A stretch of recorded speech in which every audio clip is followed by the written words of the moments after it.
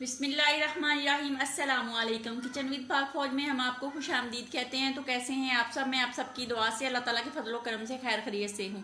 Recipe बनाने से पहले वही छोटी सी रिक्वेस्ट के चैनल पर अगर नए हैं तो चैनल को सब्सक्राइब कर दें, रेसिपी को पूरा देखा करें, बनाया करें। अगर रेसिपी अच्छी लगती होती तो लाइक कर दिया करें, दोस्तों के साथ शेयर किया करें और कमेंट्स करके अपनी बहन को बताया करें। तो आज जो मैं बना रही हूँ वो फलियाँ और आलूओं का सालन है, जिसको कहते हैं रवां की फलियाँ। ठीक है, पंजाबी में रवां दियां फलियाँ ते आलू। उन्होंने बनाने वास्ते ਜਿਹੜੀਆਂ ਜਿਹੜੀਆਂ चीज़ां चाहिए उन्होंने लिंक असी डिस्क्रिप्शन बॉक्स च भी डाल देंगे। तो आइए मैं आप सबको बता देती हूँ कि वो कौन कौन सी चीज़ें हैं। थोड़ा सा पंजाबी में भी कर दिया मैंने। तो यहाँ पे मैंने 6 अदद आलू लिए थे छोटे छोटे, उनके मैंने हर आलू के 2 पीस बनाए हैं, ये आप देख सकते हैं। तो आप अपनी मर्जी के मुताबिक इसको काट सकते हैं। आधा किलो मैंने फलियाँ ली थी, उनके मैंने वो जो दाने हैं वो निकाल लिए हैं, उनको अच्छे से साफ करके धो के खुशक कर लिया है। 2 अदद बड़ी साइज़ की टमाटर थी, उनको भी मैंने काट लिया। एक बड़ी साइज़ की प्याज थी, उसको भी मैंने चॉप काट लिया। तो लहसुन और अदरक और सब्ज़ मिर्चें 3 अदद थी मेरे पास, उनको मैंने बारीक पीस लिया है कूंडे में हाथ की मदद से, यानी कि कुट लिया है।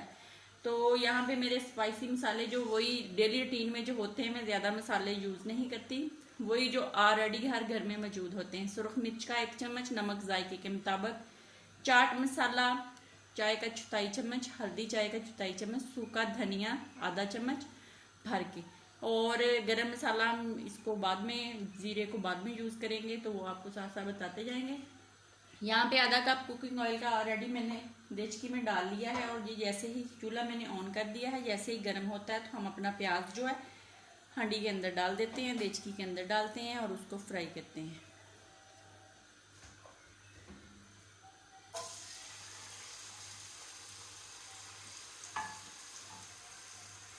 इसको अच्छे से फ्राई होने देते हैं। थोड़ा लाइट पिंक कलर का हो जाए तो फिर हम अगला स्टेप करते हैं। प्याज हमारा लाइट पिंक कलर का हो गया, अब हम इसके अंदर टमाटर डालते हैं और टमाटरों को अच्छे से हम मैश करते हैं जब तक ये बिल्कुल ग्रेवी टाइप ना हो जाए, यानी कि गल जाए। इसको अब हम ढक देते हैं 2 से 3 मिनट के लिए।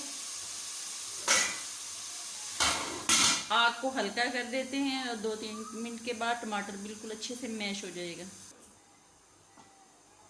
2-3 मिनट हो गए हैं, ये चेक कर लेते हैं। बिस्मिल्लाहिर्रहमानिर्रहीम। तो ये देख लें टमाटर अच्छे से मैश हो गया है। अब हम इसके अंदर लहसुन अदरक और सब्ज़ मिर्च का पेस्ट डालते हैं। इसके साथ ही हम अपने स्पाइसी मसाले डाल देते हैं और इसको अच्छे से 1 मिनट इसकी बुनाई करते हैं। थोड़ा थोड़ा पानी का छींटा लगा के इसकी ग्रेवी बनाते हैं। तो ये देख लें कितनी मज़े की जो ग्रेवी है वो हमारी बन के रेडी हो गई। अब हम इसमें आलू और जो फलियाँ के दाने हैं वो डाल देते हैं, साथ एक सब्ज़ मिर्च भी मैंने डाल दी है साबुत।